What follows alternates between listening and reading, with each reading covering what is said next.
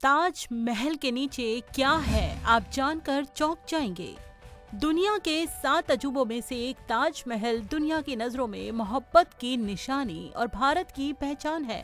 लेकिन भारत में पिछले कुछ सालों से ताज महल कुछ ज्यादा ही विवादों में रहा है। हाल ही में एक व्यक्ति ने हाई कोर्ट में याचिका दायर की थी कि ताजमहल के नीचे जो 22 कमरे हैं उन्हें खोला जाए ताकि पता चल सके कि उन कमरों में क्या है। लेकिन कोर्ट ने इस याचिका को खारिज कर दिया था। साथ ही याचिकाकर्ता को कड़ी फटकार भी लगाई थी। भले ही हाई कोर्ट में मामला खत्म हो गया है, लेकिन ताजमहल के नाम पर होने वाले विवाद रुके नहीं हैं और आज भी लोग जानना चाहते हैं कि आखिर ताजमहल के नीचे क्या है।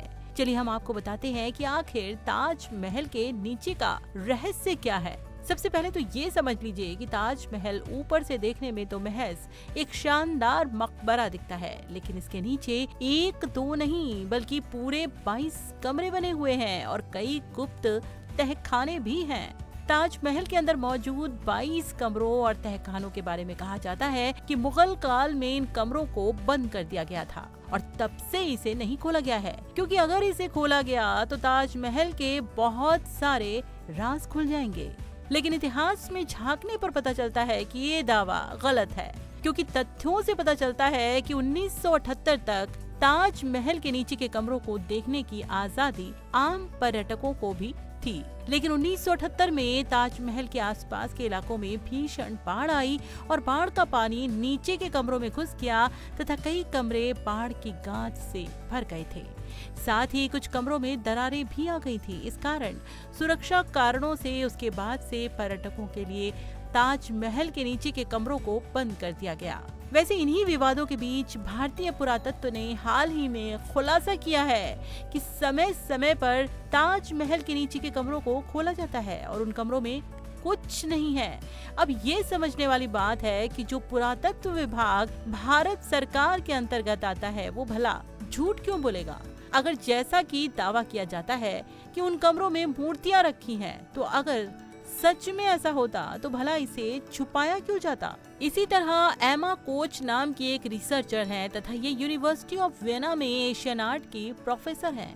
इन्होंने मुगलिया स्थापत्य कला और ताजमहल पर वर्षों तक रिसर्च की है। इनके मुताबिक ताजमहल के नीचे जो भी कमरे हैं वहाँ ऐसा कुछ भी नहीं है जो इस बात के संकेत दे कि यहाँ कभी मंदिर भी रहा हो या फिर अब भी वहाँ कोई भी मूर्ति नहीं है। एमा कोच ने अपने रिसर्च के दौरान कमरों की तस्वीरें भी ली थी।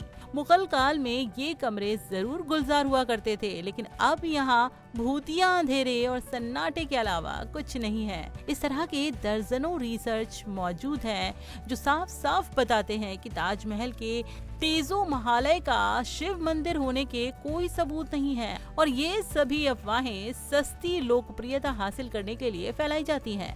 ताजमहल पर न केवल मुस्लिम इतिहासकारों ने रिसर्च किया है, बल्कि कई हिंदू और विदेशी विद्वानों ने भी गहरी रिसर्च की है और इस बात पे सभी सहमति जताते हैं कि शाहजहां और उनकी पत्नी मुमताज बेगम की मोहब्बत की ये निशानी है और इसे शाहजहां ने ही बनवाया था। दोस्तों, ताजमहल के बारे में आप क्या सोचते हैं हमें कमेंट बॉक्स में जरूर बताएं। वीडियो अच्छी लगी हो तो इसे लाइक, शेयर और चैनल को सब्सक्राइब जरूर करें। साथ ही दिख रहे बेल आइकन को दबाकर नोटिफिकेशन भी ऑन कर लें। तो स्वस्थ रहिए, मस्त रहिए, देखते रहिए आपका पसंदीदा चैनल यू थिंक हिंदी।